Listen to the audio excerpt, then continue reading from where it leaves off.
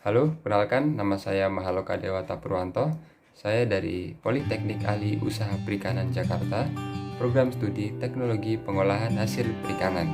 Di sini saya akan menjelaskan mengenai kode etik peraturan perundang-undangan mengenai iradiasi pangan. Selamat menyaksikan. Iradiasi pangan. Ada beberapa bab yang akan saya bahas di sini. Yang pertama mengenai definisi, yang kedua mengenai tujuan, yang ketiga mengenai dasar hukum, dan yang keempat mengenai jenis pangan dan juga dosis serat.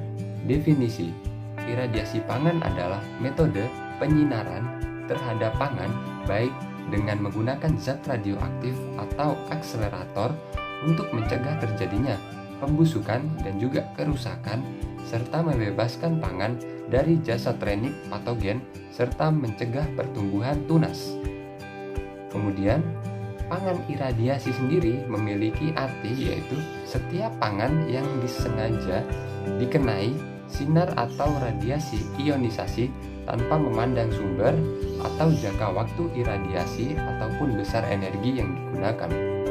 Kita tahu bahwa ada hal-hal yang dapat dilakukan oleh radiasi, seperti yang pertama dapat membunuh mikroba patogen, kemudian yang kedua dapat menghambat kematangan dan pembusukan sayur, kemudian yang ketiga memperpanjang masa simpan daging, seafood dan juga unggas, kemudian yang keempat dapat sterilisasi komersial. Kemudian beberapa hal yang tidak dapat dilakukan oleh iradiasi yaitu yang pertama mengembalikan produk yang sudah busuk, yang kedua membunuh virus, toksin, prion secara efektif, kemudian yang ketiga mencegah terjadinya kontaminasi silang, yang keempat digunakan untuk klaim pangan organik. Kemudian kita masuk ke dalam penggolongan iradiasi. Iradiasi berdasarkan spektrum elektromagnetiknya dibagi menjadi dua, yaitu radiasi panas dan juga radiasi pengion. Radiasi panas ini berasal dari pancaran elektromagnetik dengan frekuensi yang rendah, tetapi panjang gelombangnya besar. Kemudian kalau radiasi pengion ini merupakan yang berasal dari gelombang energi elektromagnetik dengan frekuensi tinggi, tetapi panjang gelombangnya pendek. Kemudian kita masuk ke dalam efek negatif iradiasi. Yang pertama itu terbentuknya mutan atau perubahan genetik mikroba hama yang abnormal. Yang kedua dapat merubah susunan dan reaksi senyawa yang berlebihan sehingga bersifat karsiogenik atau beracun. Yang ketiga dapat menstimulur kerusakan yang lebih parah. Maka dari itu penggunaan dosis yang tepat sesuai target itu sangat diperlukan dalam penggunaan radiasi. Kemudian kita berlanjut ke tujuan dari iradiasi pangan. Yang pertama, iradiasi pangan itu dapat membunuh mikroba patogen. Yang kedua, dapat menghambat pertunasan. Kemudian yang ketiga, dapat membasmi serangga. Yang keempat, mengurangi jumlah mikroba. Kemudian yang kelima, dapat sterilisasi. Kemudian yang keenam, memperpanjang masa simpan. Kita berlanjut ke dasar hukum perundang-undangan yang mengatur tentang iradiasi pangan atau pangan iradiasi. Yang pertama kita masuk ke Undang-Undang Republik Indonesia Nomor 18 Tahun 2012 tentang pangan. Pada pasal 80 iradiasi pangan itu dijelaskan bahwa iradiasi pangan harus berdasarkan izin pemerintah. Izin pemerintah yang dimaksud ini harus memenuhi persyaratan. Yang pertama, persyaratan kesehatan, prinsip pengolahan, dosis, teknik peralatan, penanganan limbah dan penanggulangan bahaya zat radioaktif, dan juga keselamatan kerja, dan terakhir kelestarian lingkungan. Kemudian kita lanjut ke dasar hukum yang kedua. Ini ada Permenkes atau Peraturan Menteri Kesehatan Republik Indonesia Nomor 701/Menkes/Romawi 8/2009 mengenai pangan iradiasi. Di sini persyaratan pangan iradiasi ini kita lihat bahwa dijelaskan di sini bahwa setiap pangan iradiasi yang beredar harus memenuhi persyaratan keamanan, mutu dan juga gizi pangan. Kemudian ketentuan mengenai diiradiasi ulang itu harus ditetapkan oleh Kepala BPOM.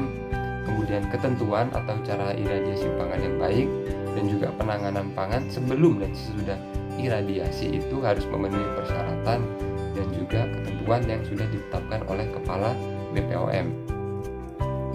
Kemudian masih tetap di Permenkes RI nomor 701 untuk tanggung jawab fasilitas iradiasi itu sepenuhnya merupakan harus menyampaikan catatan secara berkala kepada BPOM. Kemudian juga mengenai sertifikasi iradiasi sendiri itu diterbitkan oleh Kepala BPOM dan juga tata cara permohonan sertifikasi itu sudah diatur oleh Kepala BPOM. Kemudian yang keempat mengenai pelabelan pangan iradiasi, di Permenkes ini diatur bahwa harus mencantumkan logo khusus dengan tulisan Radura. Jadi harus mencantumkan logo iradiasi dan juga tulisan Radura. Kemudian mengenai pembinaan dan pengawasan itu dilakukan oleh Menteri, Kepala BPOM, dan serta pimpinan instansi terkait. Kemudian berlanjut ke dasar hukum yang selanjutnya, di sini ada Peraturan Pemerintah RI nomor 86 tahun 2019 tentang keamanan pangan. Pada pasal 22 ini menjelaskan bahwa iradiasi pangan itu dilakukan menggunakan zat radioaktif atau akselerator. Kemudian penggunaan zat radioaktif atau akselerator itu diwajibkan dilakukan di fasilitas yang sudah memiliki izin pemanfaatan dari radiasi pengion dari Kepala Lembaga Non-Kementerian.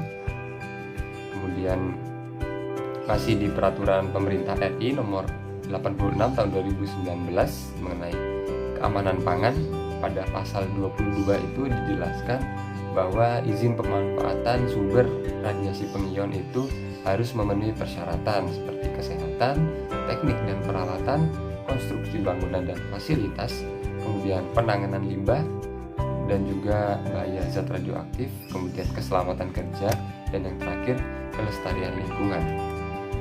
Kemudian kita masih tetap di Peraturan Pemerintah nomor 86 tahun 2019 tentang keamanan pangan. Pasal 23 ini menjelaskan bahwa pelaku usaha pangan yang melakukan iradiasi itu wajib memenuhi persyaratan paling sedikit meliputi sumber radiasi, dosis serap maksimum, jenis pangan dan kemasan yang dapat diradiasi, kemudian tujuan radiasi, cara radiasi pangan yang baik, dan juga pelaporan dan pengawasan.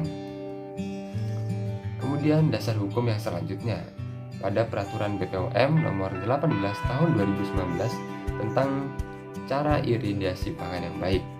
Pada pasal 2 sini menjelaskan bahwa tata urutan proses iradiasi itu melalui penanganan pra-iradiasi, kemudian pengemasan, yang ketiga desain sarana dan pengawasan fasilitas iradiasi, kemudian perlakuan iradiasi, penyimpanan dan penanganan iradiasi, dan yang terakhir pelabelan. Kemudian kita masuk mengenai pelabelan, sudah diatur dalam Peraturan Pemerintah RI nomor 69 tahun 1999 tentang label dan iklan pangan. Pada pasal 43 menjelaskan mengenai kemasan pangan iradiasi, harus yang pertama wajib mencantumkan tulisan pangan iradiasi, tujuan iradiasi, dan juga tulisan tidak boleh diiradiasi ulang. Kemudian yang kedua mencantumkan logo iradiasi pada bahan yang diiradiasi. Yang ketiga, pada label harus tercantum nama dan alamat penyelenggara iradiasi, kemudian tanggal iradiasi, dan terakhir nama negara tempat iradiasi dilakukan. Kita masuk ke bab selanjutnya, yaitu jenis pangan dan dosis serap. Satu wujud pengaturan tentang pengawasan iradiasi adalah pelaksanaan otorisasi atau peraturan pelaksanaan proses iradiasi pangan secara umum sampai dosis rata-rata, yaitu dosis rata-ratanya 10 kGi atau 10 kg. Dosis tersebut itu sudah disarankan oleh FAO, kemudian WHO, dan juga sudah diuraikan dalam Kodeks General Standard for Irradiated Foods. Kemudian kita masuk ke jenis pangan dan dosis serap maksimum menurut Peraturan BPOM nomor 3 tahun 2018. Ada beberapa jenis pangan. Di sini ada tabel jenis pangan, tujuan, dan juga dosis serap maksimum. Untuk yang pertama itu jenis pangan umbi lapis dan juga umbi akar, dengan tujuan menghambat pertunasan dan juga selama penyimpanan ini dibutuhkan cukup 0,15 kg. Kemudian kita berlanjut ke kelompok yang kedua, itu jenis pangan sayur dan buah segar. Ada beberapa tujuan yaitu menunda pematangan, membasmi serangga, memperpanjang umur simpan, dan juga perlakuan karantina. Rata-rata dosis serapnya itu 1,0 kg, kecuali memperpanjang umur simpan dibutuhkan 2,5 kg.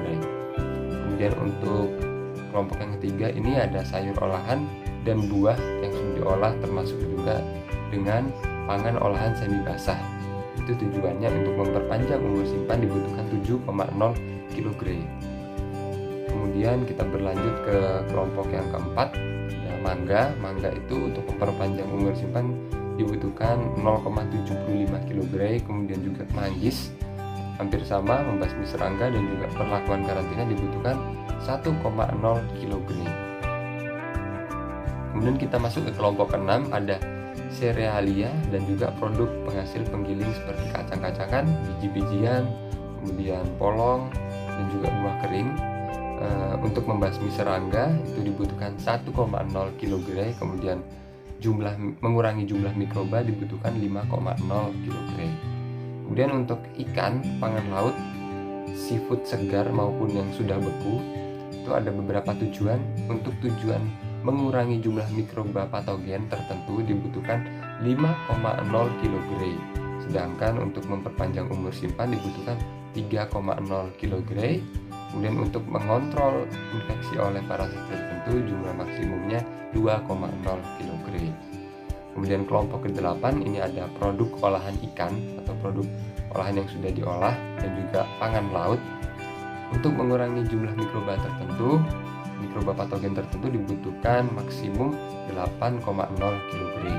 Kemudian untuk memperpanjang umur simpan itu ada 10 kg. Lanjut ke kelompok 9, di sini ada daging, unggas serta hasil olahannya yang sudah beku ataupun yang masih segar. Di sini dijelaskan untuk mengurangi jumlah mikroba patogen tertentu dibutuhkan maksimum 7,0 kg. Kemudian untuk memperpanjang umur simpan 3,0 kg, mengontrol infeksi oleh parasit tertentu itu 2,0 kg. Kemudian untuk menghilangkan bakteri salmonella itu maksimumnya 7,0 kg. Kemudian kita berlanjut ke kelompok yang ke-10, ada sayur kering, bumbu rempah.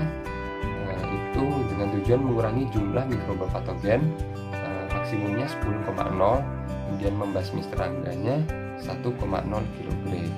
Kemudian kelompok 11 ini ada pangan yang berasal dari hewan yang sudah dikeringkan. Untuk membasmi serangga dibutuhkan maksimum 1,0 kg. Untuk mengurangi jumlah mikroba ada 5,0 kg. Kemudian untuk kelompok yang ke-12 ada pangan olahan yang siap saji seperti rendang, bandeng presto, pepes ikan, dan juga semur daging, dengan tujuan untuk sterilisasi komersial dan juga membasmi mikroba patogen termasuk mikroba yang berspora serta memperpanjang umur simpan itu maksimumnya 60 kg. Ini ada beberapa keterangan. Jadi dalam tabel tersebut ada keterangan seperti ada keterangan huruf A memiliki arti dosis serap minimum dapat disesuaikan untuk membasmi organisme pertunasan pengganggu tumbuhan, karantina. Untuk lalat buah itu 0,15 kg. Kemudian untuk keterangan B, dosis minimum dapat ditetapkan dengan mempertimbangkan tujuan perlakuan untuk menjamin mutu higienis pangan. Kemudian untuk keterangan C, wajib memenuhi ketentuan oleh instansi berwenang tentang iradiasi pangan apabila dosisnya di atas 10 kg.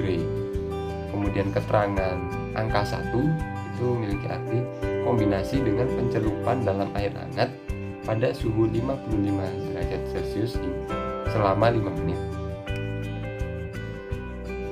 Oke, demikian penjelasan saya mengenai kode etik peraturan perundang-undangan mengenai iradiasi pangan. Semoga bermanfaat. Saya mohon maaf apabila ada salah kata dan juga kekurangan. Terima kasih.